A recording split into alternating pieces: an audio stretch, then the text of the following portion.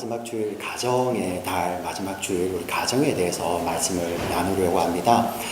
유대인 랍비에게 어떤 한 청년이 찾아와서 질문을 합니다. 랍비님, 가정이 무엇입니까? 가정은 도대체 어떤 것입니까? 이렇게 질문을 하자 랍비가 이렇게 대답을 합니다. 가정은 안식이 있는 곳이야. 가정은 안식하는 곳이야. 이렇게 대답을 했어요. 그러자 청년이 이렇게 다시 되묻습니다. 안식은 저 천국에 가서 안식하는 거 아닙니까? 안식은 분명히 천국 가서 하는 건데요. 이러자 유대인 랍비가 이렇게 대답을 합니다. 영원한 안식은 천국 가서 하는 것이지만 매일 일상의 안식은 가정 안에서 하는 것이야. 이렇게 대답을 해줍니다. 이 가정의 소중함에 대해서 잘 이야기하는 일화 같습니다. 오늘 이 가정, 도대체 가정은 어떤 것인지 우리가 말씀을 통해서 한번 보기를 원하는데요. 하나님께서 구약 성경에서 하나님께서 친히 지으신 공동체가 있는데 그것이 바로 가정입니다. 우리 가정이 친히 지어지는, 친히 하나님께서 창조하시고 만들어지는 그런 현장으로 한번 가볼까요? 하나님께서 우리 아담을 흙으로 지으셨습니다. 흙으로. 그런데 똑같은 사람인 이 하와를 어떻게 지으시냐면 아담은 흙으로 지으셨지만 이 아담을 깊이 잠들게 한 후에 아담의 갈비뼈에서 아담의 옆구리에 있는 갈비뼈에서 그 갈비뼈를 취하여서 하나님은 여자를 하와를 지으십니다. 예. 이 성경이 기록될 때 창세기가 기록될 당시에 이 갈비뼈의 별명이 무엇이었냐면은 생명을 담는 그릇이에요. 예.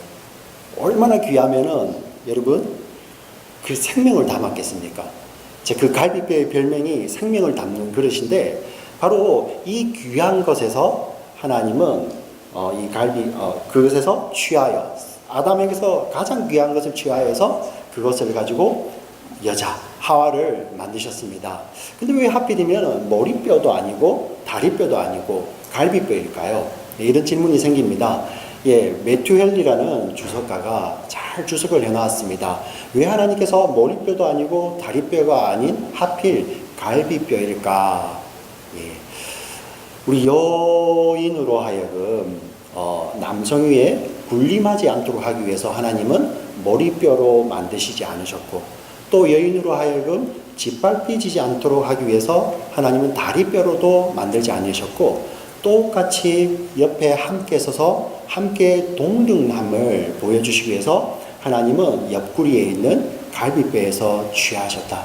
그리고 저와 여러분 손을 보시면 이 손이 여러분들의 가장 중요한 부분들을 막을 수 있는, 보호할 수 있는 거예요. 이 손 아래에서 손의 이 보호의 수단인 이 손으로부터 가장 가까운 것이 바로 이 심장, 갈비뼈이지 않습니까? 이 손의 보호 아래에 있는 갈비뼈에서 취해내셨고 그리고 갈비뼈와 가장 가까운 것이 또 사람의 심장입니다. 심장. 예. 그 심장에서 가까운 갈비뼈에서 취함으로 우리 여인은 정말 사랑받는 존재임을 보여주시기 위해서 갈비뼈에서 취하셨다. 이렇게 주석을 합니다. 참 맞는 표현 같습니다. 맞는 주석 같습니다. 무엇을 이야기하냐면요. 이 아담과 하와, 남자와 여자는 본질적으로 하나라는 것입니다. 본질적으로 동일하고 본질적으로 하나인 존재들이라는 것입니다. 이렇게 이 하나인 존재가 지어졌을 때 아담이 기뻐했던 내용이 마치 시처럼 이렇게 기록되어 있습니다. 창세기 2장 말씀을 저와 여러분이 같이 한번 읽어보겠습니다. 창세기 2장 말씀. 여호와 하나님이 아담에게서 취하신 그 갈빗대로 여자를 만드시고 그들을 아람에게로 이끌어 오시니 아담이 이르되 이는 내 뼈 중에 뼈요 살 중에 살이라 이것을 남자에게서 취하였은즉 여자라 부르리라 하니라. 아멘. 자, 남자에게서 취하였은즉 여자라 부르리라. 우리 한글 성경으로는 조금 모호하는데요. 우리 히브리 성경에서 남자는 이시고 여자는 거기에 점 하나 딱 찍은 거예요. 마치 갈비뼈를 하나 딱 취해 나오듯이 나오는 모습이죠. 그 이샤가 여자가 되는 것입니다. 그런데 그 설명에 앞서서 아담의 시 한번 보세요. 이는 내 뼈 중에 뼈요 내 살 중에 살이라. 아담이 이렇게 안 했을 거예요. 감탄입니다. 감탄은 와우. 한번 우리 누구를 대표로 한번 해볼까요? 네. 저하고 눈이 안 마주치려고 우리 남자분들이 눈이 확 돌아가시는데, 우리 일부 예배 때는 결혼한 지 4개월밖에 안 된 우리 김민철 형제가 계셔가지고 대표를 하셨어요. 우리 성은 형제 돌아오면 시키면 되는데, 그죠? 자, 이는 나의 뼈 중에 뼈, 살 중에 살이라. 이거는 아담의 정말 말할 수 없는 기쁨을 이야기하는 것이죠. 예. 기쁜 거예요. 우리 남자분들 한번 해볼까요? 우리 결혼할 때 그 기쁨을 살려서, 와우! 이는 내 뼈 중에 뼈요, 내 살 중에 살이라. 그리고 이것은 자기의 기쁨인 표현뿐만 아니라 처음 이 자기 몸에서 나온 하와를 바라보는 아담의 그 사랑의 표현이에요. 그리고 하나님을 향한 감사의 표현이죠. 예. 지극한 기쁨과 지극한 사랑과 지극한 감사가 넘쳐나는 그 표현이에요. 예. 아담이 그렇게 기쁜 것입니다. 하나님께서 처음 이 가정을 창조하셨을 때 그 가정이 그랬어요. 예. 지극한 기쁨과 사랑과 감사로 충만한, 예. 이게 가정이죠. 하나님께서 이 가정을 지으실 때 둘을 서로 돕는 배필로 지으셨습니다. 돕는 배필로. 뭔가 부족하기 때문에 부족한 것을 메워준다기보다는 둘이 함께 있을 때 온전하다는 것입니다. 이 돕는 배필로 지어주셨고, 이 둘이 하나가 되어서 연합함을 통해 하나님은 무엇까지 허락하셨습니까? 예. 생명을 낳는 것까지도 허락하셨죠. 예. 처음 이 두 사람이 한 몸 되어 연합함을 통해서 한 사람이 또 새로운 생명이 탄생하게 됩니다. 그 생명들이 또 새롭게 하나의 연합을 통해서 또 생명을 탄생하게 됩니다. 이들이 이 연합을 통해서 무엇을 느끼게 되냐면은 한 몸됨을 느끼게 되는 것이죠. 예. 자, 서로 도움을 통해서 시작된 공동체, 그리고 그 안에서 한 몸됨을 느끼는 이 공동체를 통해서 하나님은 모든 것을 처음부터 시작을 하셨지 않습니까? 그래서 저와 여러분, 학교가 생기기 전에 우리에게 가르침을 줬던 것이 그것이 어디 있습니까? 가정입니다. 가정. 예. 학교에서 우리가 뭔가를 배우기 전에 가장 먼저 우리는 부모님으로부터 배우게 되는 것입니다. 병원이 생기기도 전에요, 저와 여러분을 케어해 주셨던 것이 어디 있습니까? 바로 가정입니다. 가정. 예. 우리 어린 자녀들이 만약에 지금은 병원이 있으니까 빨리 전문적 지식을 도움을 받기 위해서 병원으로 가시겠지만, 그 병원이 없고 약이 없을 때 우리 어머니 아버지가 어떻게 합니까? 예. 수단과 방법을 가리지 않고 그 밤에 잠도 안 자고, 그죠? 그 아이를 낫게 하기 위해서 간호하지 않습니까? 이게 바로 가정이에요. 가정. 모든 배움의 시작이며 모든 돌봄의 시작이 바로 가정이죠. 이 가정을 통하여서 하나님은 공동체를 알게 하여 주시고, 이 가정을 통하여서 이들이 한 몸에서 나왔다는 것을 알게 하는 것입니다. 이게 하나님의 원래 창조의 계획이고 뜻이고 목적입니다. 둘이 하나를 이루어서 한 몸 가운데서 새로운 생명이 탄생을 합니다. 그 생명들이 또 한 몸을 이루어서 새로운 생명이 탄생을 합니다. 이 모든 온 인류가 하나님의 계획 안에서 그들이 한 몸에서 나온 한 공동체임을 그들이 알게 하시고, 그들이 그 가운데서 그들의 모든 지성을 다하고 그들의 모든 의지를 다하여서 지으신 하나님을 사랑하고, 그들이 모든 지성과 모든 의지를 다하여서 우리 옆에 주신 한 지체를 사랑하는 것을 알게 하신 것이 가정이에요. 가정. 네. 그래서 우리 구약의 말씀을 예수님께서 정리하실 때, 너희는 마음을 다하고 목숨을 다하고 뜻을 다하여 주 너희 하나님을 사랑하라. 이것이 첫 번째 되는 계명이요. 둘째도 그와 같으니 내 이웃을 너 자신, 내 몸처럼 사랑하라. 이게 온 율법과 선지자의 강령이라고 예수님 말씀을 하십니다. 무엇을 이야기합니까? 이 가정 공동체 안에 그것이 다 담겨 있다는 것입니다. 이 가정을 통해서 하나님은 이 공동체, 인류 전체에 대한 계획을 가지고 계시고 그들이 한 몸 되어서 그들의 마음과 뜻과 정성을 다하여 하나님을 사랑하고 그들의 마음과 뜻과 정성을 다해서 우리 이웃을, 옆에 공동체를 사랑하는 자로 우리를 지으셨다는 것입니다. 이게 하나님의 놀라운 계획이에요. 그런데 여러분, 죄라는 것이 들어와서 저와 여러분을 잠시 하나님의 이 계획 가운데서 어긋나게 하는 것처럼 보여집니다. 어떻게 보면은 이 죄가 모든 계획을 수포로 만들어버리는 것처럼 보여질 수도 있습니다. 우리가 창세기 3장, 4장만 보게 되면요. 그러나 그렇지 않습니다. 하나님 당신은 그 계획을 하나님께서는 이어가시는 것이죠. 여러분, 이 죄라는 것이 들어왔을 때 하나님의 이 계획이 어디서부터 어그러지기 시작합니까? 우리가 육신의 눈으로 보게 되면요. 가장 먼저 어그러지는 것이 가정이었습니다. 이는 내 뼈 중에 뼈요 살 중에 살이라고 그 기쁨과 사랑과 감사를 표현했던 그 아담이 죄라는 것이 돌아왔을 때 제일 처음 했던 이야기가, 우리 정말 남자도 부끄럽습니다만은 저 여인이, 하나님께서 지으신 저 여인이 내게 줌으로 내가 이렇처럼 했습니다. 그 가운데 뭐가 있습니까? 원망과 미움이 시작이 되는 것이죠. 죄라는 것이 지배하기 시작할 때, 여러분, 죄라는 것이 지금 뭐 밖에 나가가지고 어떤 특별하게 나쁜 일을 하는 거, 그것만을 죄라고 말하지 않습니다.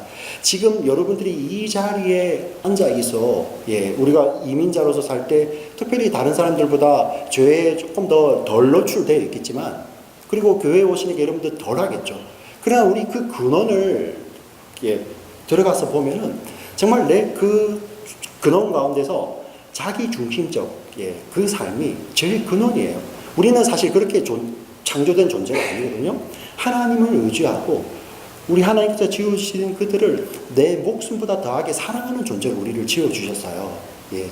그런데 죄라는 것이 딱 들어오게 되자 자기 중심적으로 변하게 되잖아요. 모든 것이 자기 중심이에요. 우리가 이유 없이 짜증이 날 때도 여러분 그 근원을 들어가 보세요. 누군가가 나를 짜증나게 했다고 생각하지만 그 근원을 들어가 보면 자기가 앉아 있는 거예요. 내가 불편한 게 싫은 거죠. 내가 싫은 거예요. 그래서 내 뼈 중에 뼈요 내 살 중에 살이라고 했던 그 아담이 저 여인에게 원망을 돌립니다. 증오하죠. 그게 뭐가 그렇게 큰가? 근데 여러분, 안타깝게도 바로 한 장을 넘겨보면 인류 최초의 살인이 벌어지는데 그 살인이 그 가정 안에서 일어나는 거예요. 가정 안에서. 친형이 친동생을 향하여서 왜 너 때문에 하나님이 제사를 받지 않잖냐. 그 증오와 원망이 동생을 향하게 되고 그로 말미암아 살인이 일어나게 되는 것입니다. 하나님께서 품으셨던, 하나님이 계획하셨던 그 원대한 계획이 인간의 죄로 말미암아 그 계획에서 이탈하는 것처럼 보입니다. 그러나 하나님은 전능하신 하나님, 절대 그 계획, 하나님께서 계획하신 것이 실패하지 않습니다. 어떻게 됩니까? 예수님이 이 땅에 오십니다. 예수님이 이 땅에 오셔서 누구도 자기 생명을 원수를 위해서 내어주지 않지 않습니까? 그러나 우리가 원수 되었을 때 예수님께서 자기 자신의 생명을 다 내어주심으로 하나님의 사랑이 어떤 것인지, 하나님이 이웃을 향한 사랑이 어떤 것인지를 보여주시고 그들을 복음으로 다 구원하셔서 우리를 부르시죠. 성경은 이것을 어떻게 표현하면은 예수님을 머리로 해서 우리를 한 몸으로 부르신다고 합니다. 한 몸으로. 이게 복음이에요. 하나님은 첫 번째 이 한 몸에서 나온 공동체를 통해서 당신의 계획을, 당신의 놀라운 원대한 계획을 세우시기 위해서, 이루어가시기 위해서 가정을 창조하셨는데 죄로 말미암아 이 깨어진 것이 이제 예수님의 당신의 십자가 희생으로 말미암아 어떻게 회복이 됩니까? 한 몸이 되죠. 그리고 그리스도의 이 복음이 증거된 자들, 그 복음을 받아들인 자들이 자신도 구원받을 뿐만 아니라 그 복음이 자신에게만 머물러 있는 것이 아니라 공동체를 향하여서 흘러 들어가게 되는 것입니다. 한 사람에게 전해진 복음이 그 복음으로 말미암아 공동체가 살아나게 되는 것입니다. 회복이에요, 회복. 그리고 이들이 한 몸이 되어서 하나님을 지성과 그 의지 가운데서 사랑하고 찬양하게 되고요. 이웃을, 우리 교회 공동체를, 가정 공동체를 내 몸처럼 사랑하는 것이 복음 안에서 회복되어진 공동체입니다. 여러분, 제가 이 개념을 조금 설명드리기 위해서 한 가지 예를 들려고 합니다. 제가 정말 존경하는 목사님이, 한국에 계신 목사님이 계십니다. 아마 저의 그 신학적 배경은 아마 이분의 책, 그리고 또 이분의 가르침에서부터 거의 다 왔다고 할 수 있을 정도로 제가 정말 존경하는 목사님인데, 이분이 목회를 하실 때의 이야기입니다. 교회를 개척하시고 얼마 되지 않아서, 한국이니까 이제 그때 뭐 새벽 기도, 물론 한국 지금도 새벽 기도를 많이 하지만, 새벽 기도를 할 때입니다. 참 그때는 만약에 다니는 교회가 멀리 있으면 멀리 걸어서 가든지 아니면은 새벽에 일어나서 가까운 교회로 나가서 새벽 기도하던 그런 시기였죠. 어느 날부터 우리 여자 성도님이 나오셔서 새벽에 나오셔서 기도를 하시는 겁니다. 매일 나오셔서 기도를 하시는 거예요. 목사님 생각에 정말 믿음이 좋으신 우리 자매님이 오셔서 이제 우리 새벽 기도에 오셔서 기도를 하시는구나. 근데 하루는 기도를 하시는데 이렇게 인기척이 느껴지는 거예요. 뭐 지금이야 이렇게 교회가 이렇게 단도 있고 하지만은 예전에 뭐 개척 교회들을 보시면 그냥 강대상이 있고 뒤에 목사님 그 뒤에다가 뭐 깔고 이렇게 새벽에 기도하시고 그러셨거든요. 우리 어른들 기억나실 겁니다. 근데 기도하고 있는데 인기척이 나서 눈을 떠보니 그 자매님이 오셔가지고 쭈삣쭈삣 하고 계시는 거예요. 그러면서 용기를 내어서 이렇게 목사님께 이야기를 합니다. 목사님, 저를 위해서 안수 기도해 주실 수 있겠습니까? 무슨 일입니까? 기도 좀 해주시면 좋겠습니다. 도대체 어떤 걸 기도해 드릴까요? 제가 용기를 내서 이혼할 수 있도록 기도해 주세요. 새벽에. 그때 뭐 목사가 아무 영문도 모르고 머리에 손을 얹고 이 자매에게 힘을 주셔서 이혼하게 해주세요. 이렇게 할 수는 없잖아요. 그래서 정말 용문은 모르지만 그 자매를 위해서 간절히 하나님께 기도하며 하나님 은혜로 붙들어 주시옵소서, 이 자매를 불쌍히 여겨 주시옵소서, 이렇게 기도를 해드렸다고 합니다. 자, 그리고 얼마 지나지 않아서 같이 대면할 수 있는 그런 기회가 되어서 서로 대안을 나누는데 목사님이 이해가 가더래요. 야, 내가 여자라도 정말 이 자매처럼 했겠다. 아마 지금보다는 조금 요즘 시대하고는 조금 옛날이니까요. 요즘도 그런지 모르겠습니다. 한국 남자들이 허구한 날 술만 마시고 들어오면 그냥 자면 되는데, 그죠? 꼭 이렇게 깨기도 하고, 폭언을 일삼고, 근데 그 술 취한 사람들의 특징이 뭡니까? 그냥 상대방이 이렇게 수치와 모멸 주는 걸 막 즐기잖아요. 그죠? 너무 괴로운 거예요.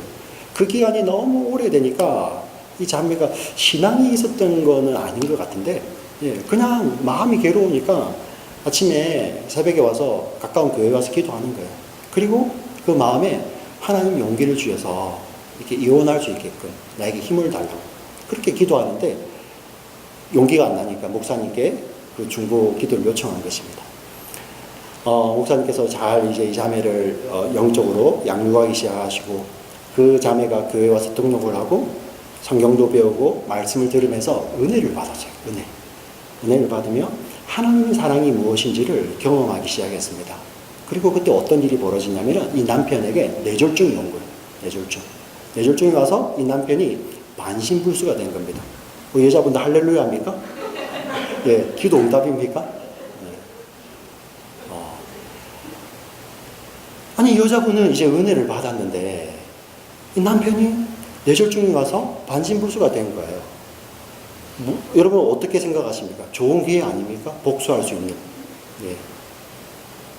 그렇게 자기에게 수치를 주고 모멸을 주고 힘들게 했던 남편을 이제 그냥 두고 떠나버리면 뭐가 되겠어요? 얼마나 처절한 복수를 할 수 있습니까?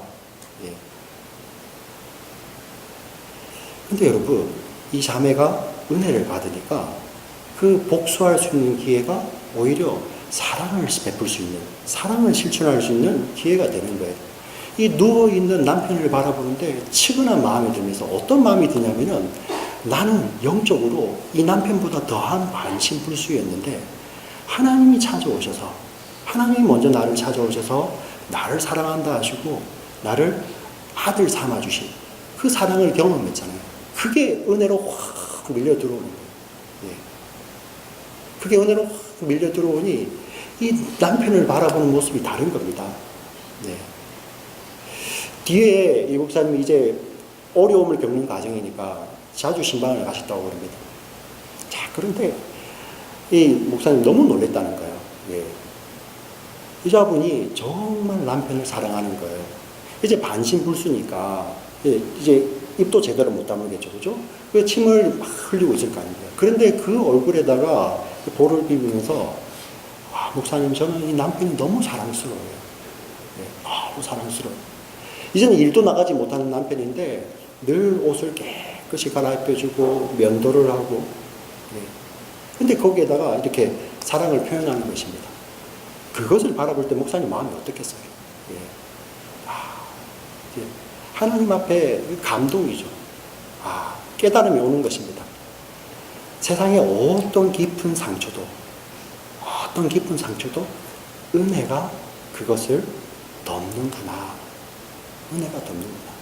예.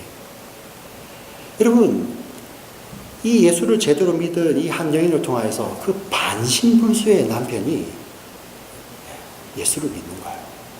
네. 그동안에는 그렇게 미워서 술만 먹고 오면은 욕을 해야 되는 그 여인. 근데 자기가 이제 반신불수가 돼서 얼마나 세상을 향해서 이런 그런 앵거, 쓴 게 많아지겠습니까? 그런데 먼저 예수를 믿는 그 여인을 통하여서 남편이 예수를 영접하게 되는 거예요. 우리가 믿는 복음이 바로 이런 것입니다. 하나님께서 회복시키시는 이 복음이 바로 이런 거예요. 우리 한 사람을 변화시킨 그 복음이 복음의 특성상, 복음의 속성상 그 한 사람에게 머물러 있는 것이 아니라 그 한 사람이 속해 있는 공동체를 향해서 복음은 흘러가게 되었죠. 그 복음을 통해서 구원의 물줄기가 나에게 왔는데 이 복음을 통해서 이 구원의 물줄기는 나에게서 멈추는 것이 아니라 흘러 들어가는 거예요. 가정을 향해서.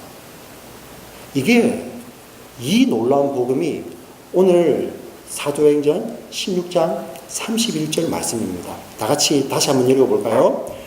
주 예수를 외워볼까요? 주 예수를 믿으라. 그리하면 너와 내 집이 구원을 받으리라. 아멘. 주 예수를 믿으라. 그리하면 너와 내 집이 구원을 받으리라. 이 말씀을 오해 안 하시면 좋겠습니다.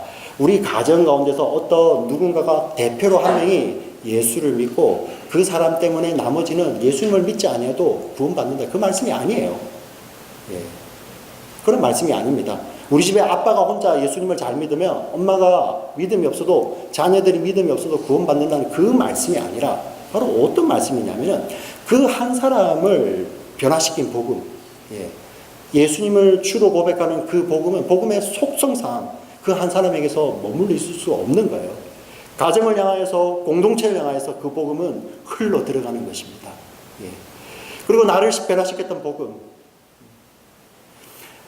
복수할 수 있는 기회를 사랑을 베푸는 은혜의 기회로 만드는 그 복음이 공동체 구성원들을 변화시키는 것입니다. 가정이 그렇게 변화되는 거예요. 지금도 이 자리에서 하나님 구원받지 못한, 구원 밖에 있는 우리 가족을 위해서 기도하시는 분들 계시지 않습니까? 이 말씀이 그들에게 약속 있는 말씀이 되는 거예요. 너를 통하여서 이 복음이, 생명력이 있는 복음이 들어가서 너의 가정을 변화시킬 것이다. 여러분 믿으십니까? 이게 복음이에요. 그 복음이 가정에 흘러 들어갔을 때 거기에만 머물러 있습니까? 우리만 잘 살고 우리 아들만 좋은 대학 가고 우리만 편안하게 지내면서 천국 가는 거, 그 복음이 아니에요. 복음의 속성상 그럴 수 없다는 것입니다.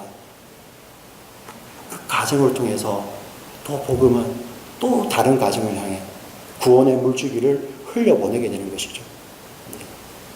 그래서 나를 변화시킨 그 복음을 전하는 것, 내 삶의 모든 것을 들여서 그 복음이 전해지는데 우리의 삶의 우선순위가 바뀌게 되는 것입니다. 그게 복음의 힘이에요. 복음의 힘. 이게 예수님께서 구원 주셔서 그분을 머리로 하여 부르시는 몸이죠, 몸. 한 사람을 변화시킨 그 예수님을 믿는 복음이 공동체를 변화시키고 그 작은 공동체가 또 작은 공동체를 향하여서 복음이 구원의 물줄기에 대해서 흘러가고 그들이 이제 점점 이 예수님을 머리로 하는 한 몸의 개념을 알게 되고 예수님을 알게 될 때 하나님께서 첫 번째 창조하셨던 그 목적대로 우리의 지성과 우리의 정성을 다하여서 하나님을 사랑하고 우리의 마음과 뜻과 우리 모든 것을 다하여서 이웃을 내 몸처럼 사랑할 수 있는 그 공동체로 하나님께서 바꾸고 가시는 것입니다. 이게 복음입니다. 사랑하는 우리 지체 여러분, 지금 이 자리에 여러분 이 복음으로 말미암아 우리의 삶이 변화된 여러분들이 나와서 예배드리고 있지 않습니까? 여러분 삶 속에 하나님께서 부어주신 이 구원의 은혜가 이제는 여러분 가정을 향하여서 가정 공동체 안에 흘러 들어가기를 주의 이름으로 축원합니다. 그 가정을 변화시킨 그 구원의 물줄기 같은 그 복음이 이제 다른 가정을 향하여서 우리 교회 공동체 안에서 목장 공동체 안에서 여러분 흘러 들어가는 거예요. 이 복음이 마치 물이 바다를 덮은 것처럼 이 구원의 물줄기가 흘러간 자들이 모두가 이제 예수님을 머리로 하는 한 몸이 되어서 하나님의 크심을 찬양하고 하나님의 놀라운 이 구원의 은혜를 찬양하는 것. 이게 하나님께서 약속하신 영광의 모습 아닙니까? 그 자리에 저와 여러분들, 우리가 속한 공동체, 우리 목장 공동체, 가정 공동체, 교회 공동체, 그리고 여러분 주변에 하나님께서 붙여주시는 그 공동체 가운데 이 복음의 생명력이 흘러넘치기를. 그리하여 주 예수를 믿으라. 그리하면 너와 내 집이 구원을 얻으리라. 라는 이 약속이 있는 말씀이 저와 여러분의 인생을 이끌고 가시는 정말 하나님의 생명이 있는 말씀 되시기를 주의 이름으로 간절히 축원합니다. 아멘. 살아계신 하나님 아버지, 감사합니다.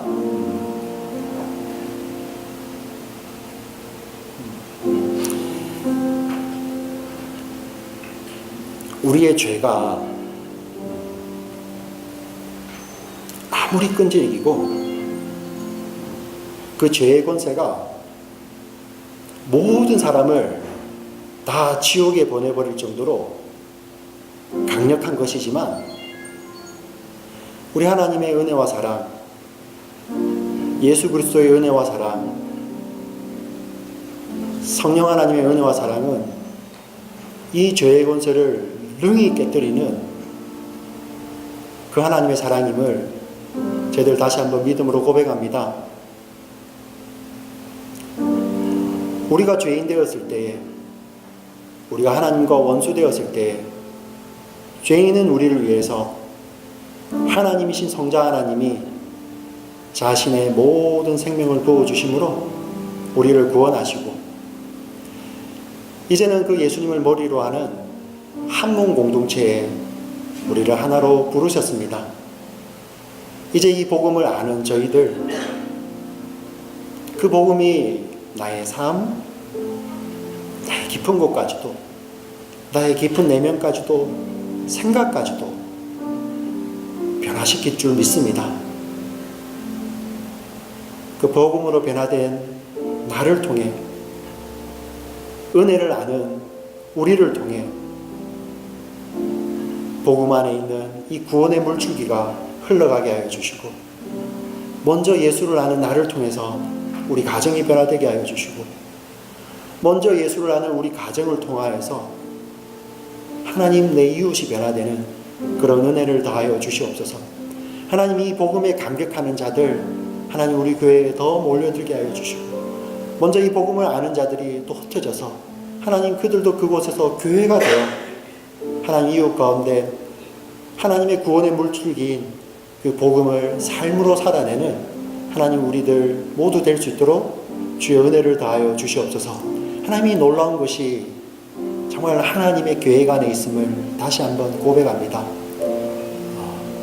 우리가 이 하나님의 놀라운 계획 안에 붙들려 있을 때 우리의 삶 안전합니다. 때로는 우리의 일상을 바라보며 눈에 보이는 환경을 바라볼 때 불안한 모습도 있고 연약한 모습도 있고 깨어진 모습도 있고 세상 사람들이 보기에는 실패했다고 할 수 있는 그런 모습도 있을 수 있습니다. 하지만 그러한 것들이 우리의 삶을 정의하지 못함을 다시 한번 믿음으로 고백합니다. 오히려 이러한 것들이 하나님의 은혜를 더 경험하며 모든 상처마저도 덮어버리는 하나님의 넉넉한 은혜를 경험하는 그러한 은혜의 순간들, 은혜의 자리들 될 수 있도록 우리 하나님 우리의 삶을 붙들어 주시옵소서. 우리 사랑하는 지체들 삶을 꼭 붙잡아 주시고 하나님 그 내면에 주셨던 나를 변화시킨 그 복음으로 말미암아 감격하며 복음 안에서 우리가 한 몸 되어 하나님을 영원히 찬양하며 또 지금 옆에 앉아 있는 우리 가정 공동체에 주신 우리 교회 공동체에 주신 그 지체들과 영원히 하나님을 찬양할 그날을 생각하며 기다리며 이 일상을 버티고 이겨나가는 저희 모두들 될 수 있도록 주의 은혜를 다하여 주시옵소서. 주님 감사합니다. 살아계신 예수님의 이름으로 기도합니다.